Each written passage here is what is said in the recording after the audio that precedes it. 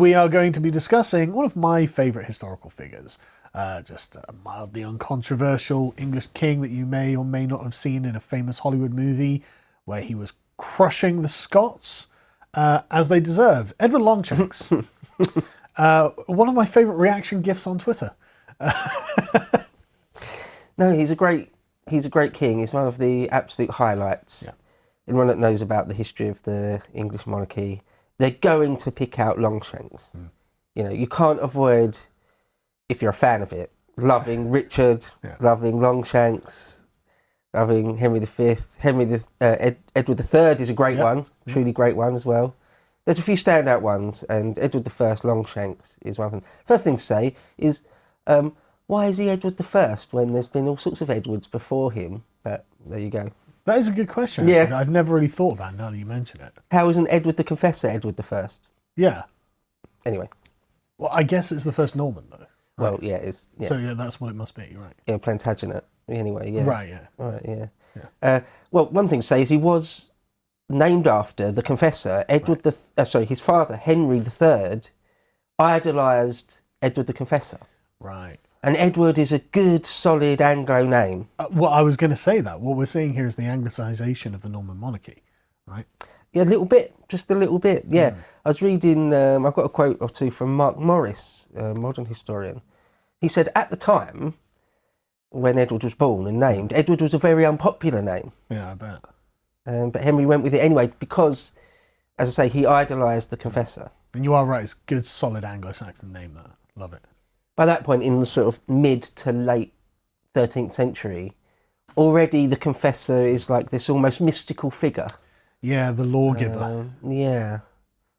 So, a couple of things to say straight off the bat, something about the historiography. Matthew Paris was alive at the time and witnessed all sorts of things and wrote about it. And there's a lot of his writings remain. I mean, loads. Yeah. Like 7 volumes worth of accounts. So Matthew Paris is sort of the go-to person for this period in all sorts of ways. Another thing to say is that there's kind of an explosion of material. Well, I've mentioned before, if you go back to the age of, say, William the Conqueror, there's very, very, very little. Scraps, really. And even for his sons, it's kind of, well, it's very scrappy. By the time of Henry III, or certainly by the time of Longshanks, and we'll get into the reasons why, there's so much material that you can't read it all. Loads and loads and loads of it has never been translated. At Kew, at the archives in Kew in West London, there's thousands, I think tens of thousands of rolls that to this day no one's really gone through. It would take more than a lifetime. Maybe the AI can do it. We can get AI to do it. I was literally going to say, why not just get the AI, scan it, get the AI to tell us what happened? A lot of it is just extremely boring sort of receipts, in a sense, receipts of things. Yeah. A lot of it is financial stuff. Yeah. So, for example, even though I've just said that, we've got loads and loads of information. For example, we haven't got an eyewitness account of his coronation. So there'll be pockets. We've got, in some sense, a vast amount of information, and in other senses, still a complete dearth of information. So it's one of those things you can only really patch together an idea of things. But we're really, really coming out of the quote-unquote dark ages. We're coming into really the full light of history. Because there's other people that wrote letters that have survived. All sorts of people. So, yeah, we're starting to really emerge from the darkness. Well, I mean, just a quick aside. I find this not surprising because from this point onwards, it's essentially an unbroken continuity of English civilization. Wherever the records are kept, hasn't been sacked. Nothing's been burned down. So why wouldn't it be? Which is why we still got 4 copies of the original Magna Carta knocking around. Things like this. Like, well, why wouldn't there be? There were no Vikings burning it down. We somehow managed to maintain the integrity of the civilization for all that time, which is why, looking at what the Conservative government's doing now is... Anyway, aside, good. Basically. Yeah, no Viking host or sort of French army ever burnt down Kew. Yeah. Ever. So, yeah, right. I mean, maybe Mr. Hitler could have tried to drop bombs on it, but he never did. Anyway. There has been a lot written, because he's so famous and because the reign is so sort of pivotal and glorious in all sorts of ways. Edward I has been written about loads. I mean, there's hundreds of books Of course. been written about him over the centuries. But any strong character ends up this way. Right. You know, right, and strong in either direction, positive or negative. You know, don't doubt there's a voluminous wealth of material on John, because he's such a horrible character. But like, it's the sort of Henry III's who nobody knows about because he was a middling character who's not particularly interesting to talk about. A couple of standout works are Maurice Powick and Michael Prestwich, that a lot of writers, modern writers, use. In academia, quite often you get sort of people consider a gold standard, and that people then just use. Yeah. But I'll be quoting from Churchill again, and Oman and Mark Morris. So yeah, if we get into it, Let's go. I won't deal with the very, very early part and the childhood of Longshanks' life, because we talked a fair bit about it in the last one. So what I wanted to pick up is just to mention again that he basically defeated Simon de Montfort and the Barons' rebellion, ultimately winning at the Battle of Evesham. And this is where he's quite a young man still, in his early 20s, wasn't it? So that's a trial by fire. Because I tell you what, when I was in my early 20s, I don't think I was ready to defeat Simon de Montfort. Right. Yeah, and his daring escape from imprisonment, raising an army under his own banner in his own name, and taking it to the sort of usurper and winning. And that's again, the key thing, winning. And just a quick thing, Simon de Montfort was no pushover, veteran warrior from an aristocratic family of veteran warriors. Like, if anyone had the institutional knowledge and battlefield experience, it was Simon de Montfort. So the fact that Longshanks could just raise an army and crush him, bloody hell. Yeah. It shows that he's, obviously no shrinking violet, that he's got a strength of character, strength of will, which is sort of cast iron, basically. But also he seems to have had the eye. Just had the eye. Even in his early 20s, he knows how to do these things. And prepared to gamble, we talked about that, didn't we? Is that there's one thing to have a good sense of politics and a good sense of military tactics and strategy, but it's kind of one extra thing you need is to be prepared to gamble it all, often multiple times during your career. That's what a lot of people that fall by the wayside in terms of how history remembers them, is that they just weren't prepared to gamble everything. But Longshanks is. So, quick quote here to begin with from Churchill, who wrote, "Few princes have received so thorough an education in the art of rulership as Edward I, when at the age of 33 his father's death brought him to the crown. He was an experienced leader and a skillful general. He had carried his father on his shoulders. He had grappled with Simon de Montfort, and while sharing many of his views, Simon's views, he destroyed him.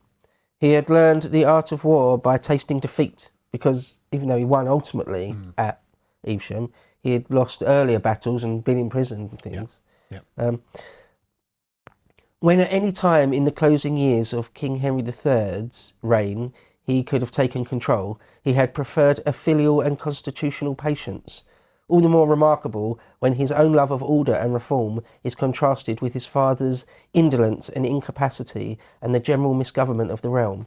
End quote. So one of the things, generally speaking, that typifies the end of Henry III's rule is sort of a general lawlessness in the country.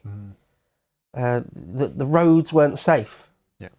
The outlaws, the outlawry in the forests and things are sort of run wild a bit. The king is failing in his duty to provide order and justice. Yes, and we'll get into it in a moment. But one of the big things that Edward I did was turn all that around. He's the Bacaley of 14th century England. But then, so it's interesting that he didn't do that earlier, before he was the actual sovereign. One thing I need to correct myself on is last time I talked of him in terms of the Prince of Wales. That actually starts with his son, Oh, becomes right, Edward II after his conquests of Wales, which we're going to get into at the end of this episode. Yeah. So actually it's wrong to have called Longshanks the Prince of Wales. He's merely just the heir to the throne. But we'll get into all that. Another quick line here from Churchill. You wrote, this is just a general description of him, because again we start to have descriptions of people. Yeah, yeah. In the ancient world, or the Dark Ages and the pre-medieval world, we often don't have it. Often. Yeah. But for Longshanks, Churchill said, quote, "He was of elegant build and lofty stature, a head and shoulders above the height of the ordinary man. His hair, always abundant, changed from yellow in childhood to black in manhood and snow white in age, and marked the measure of progress of his life. His proud brow and regular features were marred only by the drooping left eyelid, which had been characteristic of his father. If he stammered, he was also eloquent. There is much talk of his limbs. His sinewy, muscular arms were those of a swordsman. His long legs gave him a grip of the saddle and the nickname of Longshanks. The Dominican chronicler Nicus Trivet, by whom these traits are recorded, tells us that the king delighted in war and tournaments, and especially in hawking and hunting, when he chased the stag and did not leave his quarry to the hounds, nor even to the hunting spear. He galloped at breakneck speed to cut the unhappy beast to the ground." So he personally liked to hunt and kill things, which isn't unusual, but he particularly liked it. Yeah. I do love just ancient descriptions of anything, because there's a way that pre-modern language functions that gives you a much more rich view of the thing. Like Anna Komnena's description of Beaumont, it springs to mind, where she just describes, because they're very, very interested in characterizing virtues. And so, he's got, he's big, he's tall, he's got sinewy limbs, and, and Anna Komnena was like, he's, ruddy-faced and handsome, and she was clearly, oh, wow, like, look at this giant Norman guy, I'm well impressed. She was only 14, give her a break. But some of the ancient descriptions are just far more engaging than our descriptions of people now, and it's definitely something I feel that is a loss. Nobody describes in the way, but I guess everyone's jealous these days. I really love sort of physical, personal descriptions of people from history, because it puts meat on the bones, if you like. Your imagination, you've actually got something to hold on to. Yeah. Something, visual. Like the description of Attila the Hun is just great. It's like a little squat, ugly steppe warrior. He looks like an evil dwarf. It's like, yeah, I bet. But anyway, sorry. And it's also great if you haven't got an actual literary description. Sometimes you'll have a bust from the ancient world. Again, if you've got something that your imagination can hold on to. There's a lot of people from history who've just got nothing really, no idea what they would have looked like or anything. But although I am mildly sceptical of the busts a lot of the time, because there are lots of busts that say Julius Caesar. And in some, he looks like a square-jawed Chad, and the others, he looks like an administrator. And I can't help but feel the administrator was probably more realistic. And like the bust of Alexander, the early ones are him, and he looks really Chad. And then he seems to go into some sort of twink phase in his busts, where he gets thinner and like more effete. I'm like, I don't think Alexander the Great was effete. Like, I'm more inclined to believe the earlier Chad busts of Alexander. With busts, you just have to be very careful if they're original or not. Like, so there's an original Alexander by Lysippus, I think. Yeah. And then there'll be lots and lots of Roman copies, and then Victorian copies of the Roman copy of the original Greek copy. And I think I know the original one you're thinking of, because he's very thick in that one. He's very thick-necked and thick-faced. He's not actually beautiful, he's ruggedly handsome, I guess, but then the later ones where he's very, like, probably Victorian ones, actually, where, is a lot more sort of Lord Byron, you know what I mean? Sort of. Sometimes in sort of the roller coaster of art history, is that sometimes it was the norm to just go with an idolised version of something. So, for example, in sort of the 2nd or 3rd century, it will just be an idolised version of Antinous or something, and they say that's Alexander. Or something. It's like it's nothing to do with the real image of Alexander, for example, or Victorian copies of Roman copies, and that's And yeah, so This is why I like Cromwell's. Yeah, just draw me as I am, warts and all. Yeah. So I love it. It's like no, I want the dirt. I want the roughness of history. I want it to really sort of. I don't want an idealized version. I want to know what the people living through it actually got to see. To watch the full video, please become a premium member at lotuseaters.com.